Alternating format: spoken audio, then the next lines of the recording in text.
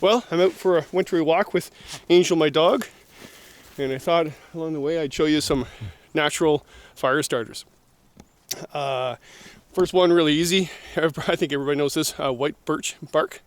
And there's yellow birch in this forest too, but white's better. And the reason why white birch bark burns so well is that it has an oil in the bark. And even if it's damp, it will actually ignite. Yeah, so don't rip it off the tree and girdle the tree. That's not a good idea.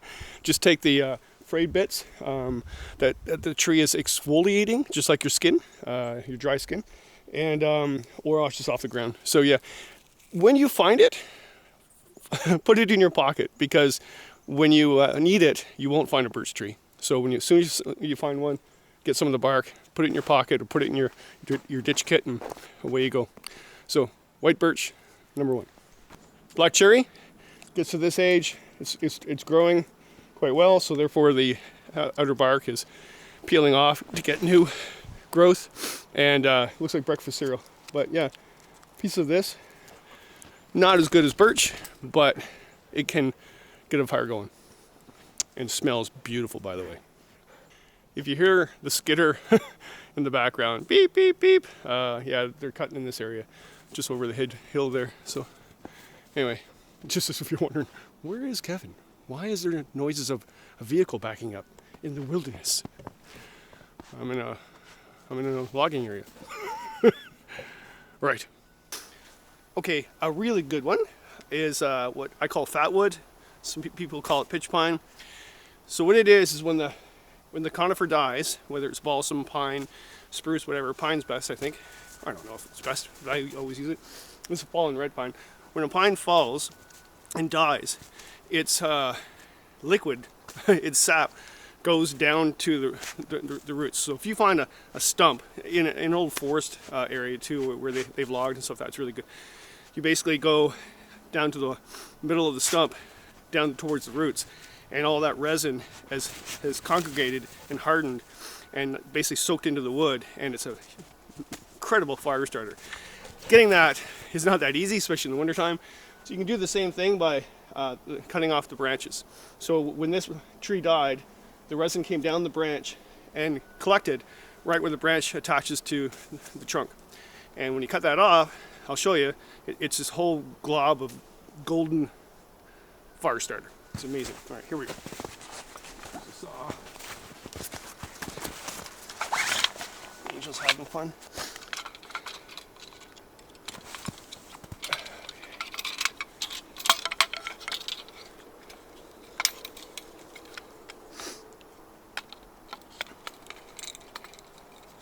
Way too warm today. I know it sounds crazy, but I'd rather have it cold when I'm walking in the woods, sweating.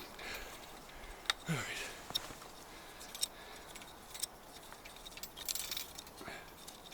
Trick with this saw, when you think it's tight enough, do one or two more cranks. Okay.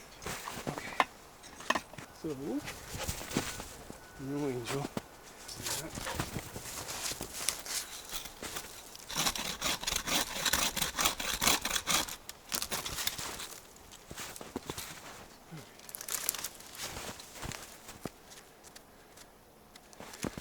So see the dark stuff there? Right there? That's all globbly goody resin.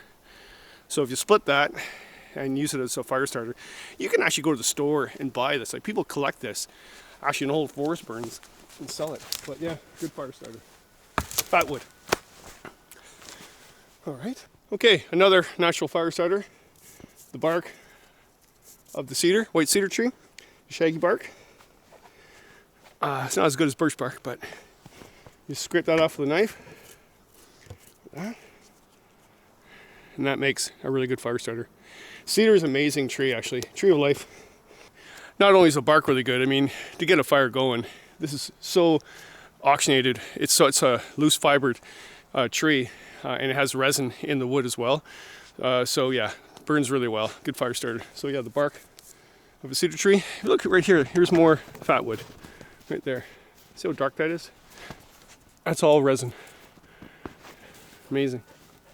Okay, this is a balsam tree, and balsam has little blisters like pimples And when you burst them, all the sap comes out. It's an incredible fire starter. Oh, for myself. Anyway, little blister there. It's an old tree though. Oh, it smells like Christmas. See if I can get a bigger one.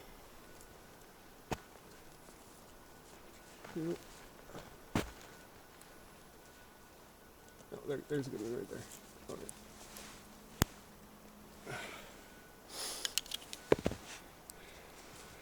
Alright. See? Isn't that cool? Wow. That's a really good fire starter. Amazing. I just gooped up my knife. Oh. And by the way, it's not true what some books tell you about moss growing on the north side of the tree. I mean, generally it would because it gets less sunlight on the north side than the south. And moss likes shade, but there's moss right here, and that's southeast. Oh, Angel's gonna go poop. Oh, great. I'm filming Angel pooping.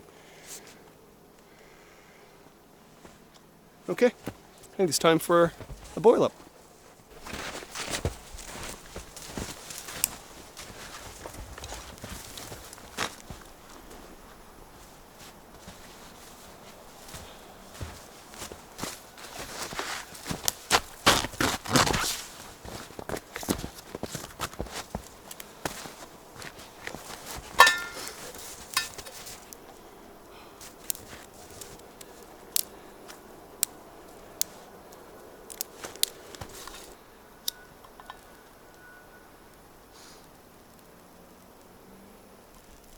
I put a bunch of resin on the birch to get her going.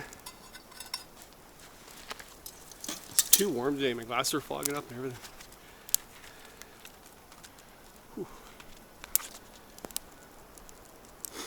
There she goes. Got me kettle out.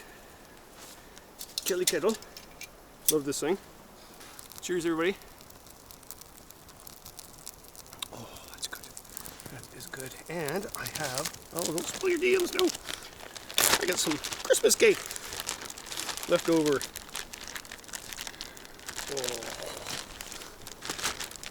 Oh, goody. I'm not sure if you'd have that. Here, I got you a treat. Here.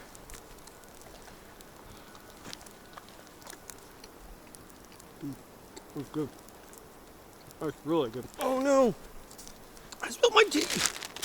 Oh man, I'm having a bad day. I don't know about you guys. I'm getting a little pandemic-y. I'm going out a lot lately. I can't go overnight yet because of the lockdown, so I go out for a lot of bushwalks. Oh, your paw's sore again. I thought you got that fixed. Shade's going to the vet. So some other natural fire starters that we didn't find today. I was hoping to find a hornet's nest, a wasp nest. They're amazing. I mean, the wasps aren't in there in the winter. They leave, and so it's no problem finding one, tearing them apart, and use it for a starter. It's an amazing fire starter.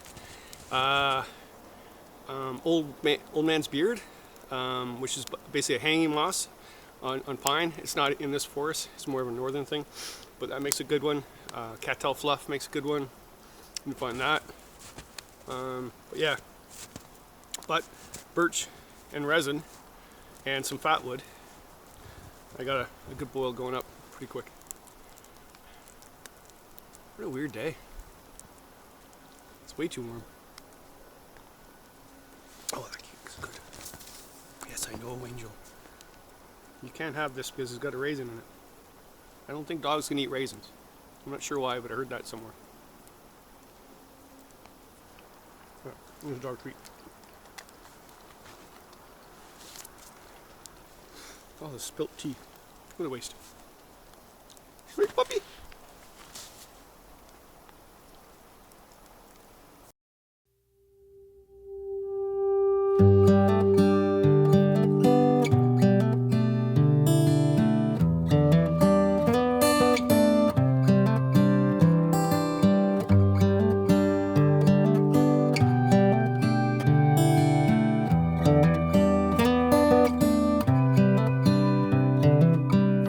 This is as good a day as any to start the rebuilding of life.